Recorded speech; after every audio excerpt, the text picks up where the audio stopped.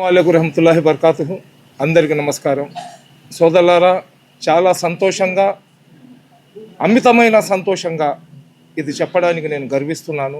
ఎందుకంటే ఈ నెల 26వ తేదీ, ఆగస్టు నెల 26వ తేదీ ప్రవక్తలకు ప్రవక్త, చివరి ప్రవక్త, ప్రపంచానికి శాంతి సందేశం ఇచ్చిన ప్రవక్త, మహాప్రవక్త మహమ్మద్ ప్రవక్త సల్లల్లాహు అలైహి వసల్లం గారి జన్మదిన ఉత్సవం జరుగుతుంది. ప్రతి సంవత్సరం మహమ్మద్ ప్రవక్త గారి జన్మదినోత్సవ వేడుకలను ఎంతో ఘనంగా, మా ప్రాణం కన్నా ఎక్కువగా మనం ఆ వేడుకలను జరుపుకుంటాం. నెల్లూరులో ఏదైతే మన ఆయిషా మస్జిద్ ఉందో, అదేవిధంగా యూసుఫియా మసీద్ ఉందో, ఈ రెండు మసీద్ల దగ్గర నుంచి, ఒక సంవత్సరం ఆయిషా మసీద్ దగ్గర నుంచి, ఇంకొక సంవత్సరం యూసుఫియా మసీద్ దగ్గర నుంచి చాలా వైభవంగా ఈ వేడుకలు జరుగుతాయి.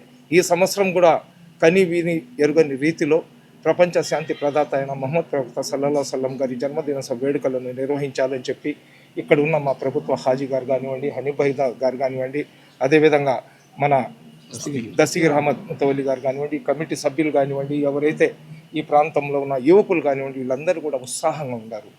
అదేవిధంగా ప్రపంచానికి ప్రవక్త గారి జన్మదినోత్సవ వేడుకలు ఏ విధంగా చేయాలని చూపించడానికి మేమందరం కూడా సిద్ధంగా ఉన్నాం. మన ఏదైతే ఈ ర్యాలీ జరుగుతుందో, ఈ ర్యాలీలో హాజీ గారు చెప్పినట్లు ఎక్కడ కూడా డీజేలు ఉండవు, ఎక్కడ కూడా చిందులు, కేకలు, కేరింతలు ఉండవు. ప్రశాంతంగా ప్రతి ఒక్కరు కూడా ఎంతో లీనంతో, ఎంతో ప్రేమతో, ఎంతో భక్తి శ్రద్ధలతో మహమ్మద్ ప్రవక్త గారి మీద దరూద్ని పంపిస్తూ, అదేవిధంగా అన్య మతస్థుల ఏదైనా టెంపుల్స్ కానివ్వండి, చర్చిలు కానివ్వండి వచ్చినప్పుడు అక్కడ ఎవ్వరు కూడా ఒక్క నినాదం ఇవ్వకుండా, నోటి నుంచి మాట్లాడకుండా అన్య మతస్థులను, వాళ్ళ ప్రార్థన ఆలయాలను గౌరవిస్తూ మౌనంగా ఆ ప్రార్థన ఆలయం దాటేదాకా మనం అందరం కూడా మౌనంగా, ఎక్కడైనా ఒక టెంపుల్, 2-3 టెంపుల్స్ వస్తాయి. ఏదైతే మన ర్యాలీ ఇక్కడ నుంచి బయలుదేరేసి కోటమిట్ట మీదుగా, అదేవిధంగా అప్సరాస్వి డైగస్వర్డ్ సెంటర్ నుంచి మళ్ళీ ఏదైతే మన మర్కజ్ మసీద్ ఉందో దానిపై నుంచి ఉమామహేశ్వరి టెంపుల్ పైనుంచి నెహ్రూ స్టాచ్యూకి వెళ్తుంది. మళ్ళీ అక్కడి నుంచి బయలుదేరేసి నెహ్రూ స్టాచ్యూ దగ్గర పోయేటప్పుడు కూడా ఇంకొక టెంపుల్ ఉంది. ఆ నుంచి మనం టంగు రోడ్ పై నుంచి వచ్చేటప్పుడు ఏదైతే టౌన్ హాల్ ఉందో అక్కడ ఒక టెంపుల్ ఉంది. అలాగే ఎక్కడైనా టెంపుల్స్ ఉంటే ఆ టెంపుల్స్ దగ్గర ఏదైతే మన ర్యాలీ వెళ్తుందో, ఆ ర్యాలీ వెళ్ళినప్పుడు ఎవరు కూడా ఎటువంటి నినాదం కూడా ఇవ్వకూడదు. ఎందుకంటే ప్రవక్త గారు తన మీద చెత్త వేసిన వాళ్ళ ఆరోగ్యం చెడిపోతే వాళ్ళ ఇంటికి పోయి వాళ్ళ కోసం దువా చేసిన మహాప్రవక్త. అదేవిధంగా ఇస్లాం ధర్మం తాయుక్ల ప్రవక్త గారి మీద రాళ్లతో దాడి చేసే అల్లా దగ్గర చేతులు ఎత్తి వాళ్ళని క్షమించమని చెప్పి కోరిన మహాప్రవక్త.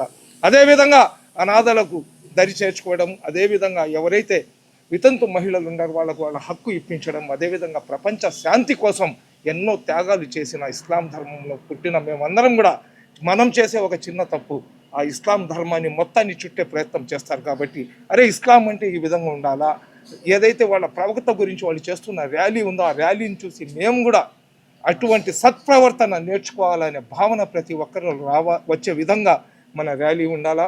అదేవిధంగా ఎక్కడ కూడా డీజేలు కానీ, కేరింతలు కానీ, కేకలు కానీ వేసి ఎవరిని కూడా చేయడానికి ఇస్లాం ధర్మం దాన్ని అంగీకరించదు. మన హాజీ గారు చెప్పినట్లు ఏదైతే మన షరియత్ ఉందో దానికి అనుగుణంగా మనం ప్రవక్త గారి మీద ఉన్న ప్రేమను ప్రపంచాన్ని చూపించాలా. ఇస్లాం అంటే శాంతి కోరుకునే మతం అది. అదేవిధంగా ఎవరైతే ప్రవక్త గారు ఉన్నారో అతను రహమతుల్ ముస్లిమీన్ కాదు, అతను కేవలం ముస్లింల మీద కరుణ, కృప, ఆప్యాయత చూపించడానికి కాదు అల్లా అతనికి పంపించింది. ఆయన రెహమతుల్ ఆలమీన్, విశ్వంలో ఉన్న ప్రతి ఒక్కరి మీద అతను రెహమత్ కురిపించే రెహమతుల్ ఆలమీన్. కాబట్టి అతని పేరు ఏదైతే ఉందో ప్రళయం దాకా అదే విధంగా వెలుగుతూ ఉంటుంది. కొన్ని లక్షల మంది ఈ మహమ్మద్ ప్రవక్త సల్లల్లాహు అలైహి వసల్లం గారి జన్మదినోత్సవ వేడుకలు చేసుకుంటారు. కానీ మన ఆంధ్ర రాష్ట్రంలో చాలా తక్కువ ప్రదేశాల్లో ఈ విధంగా బహిరంగ ర్యాలీలు జరుగుతాయి. మన ఈ నెల్లూరులో గత 30 సంవత్సరాల ముందు కొద్ది మందితో ఈ కార్యక్రమాన్ని ప్రారంభించడం, ఈరోజు యువతరం అదేవిధంగా పెద్దల సహకారం తీసుకొని కొన్ని వేల మంది వచ్చే విధంగా చేస్తున్నారు. మనమందరం కూడా ప్రవక్త గారి మీద ఉన్న ప్రేమ చూపించాలంటే 26వ తేదీ ఏదైతే ర్యాలీ జరుగుతుందో, మహమ్మద్ ప్రవక్త శాంతి ర్యాలీ ఏదైతే, ప్రపంచ శాంతి ర్యాలీ ఏదైతే జరుగుతుందో దాంట్లో ప్రతి ఒక్కరు కూడా తమ బాధ్యతగా భావించి రావాలని, అదేవిధంగా అల్లా యొక్క, ప్రవక్త గారి యొక్క కరుణా కృప ప్రతి ఒక్కరూ, ప్రతి భారతీయుడి మీద ఉండాలని చెప్పి కోరుకుంటున్నా. అస్సలాము అలైకుం.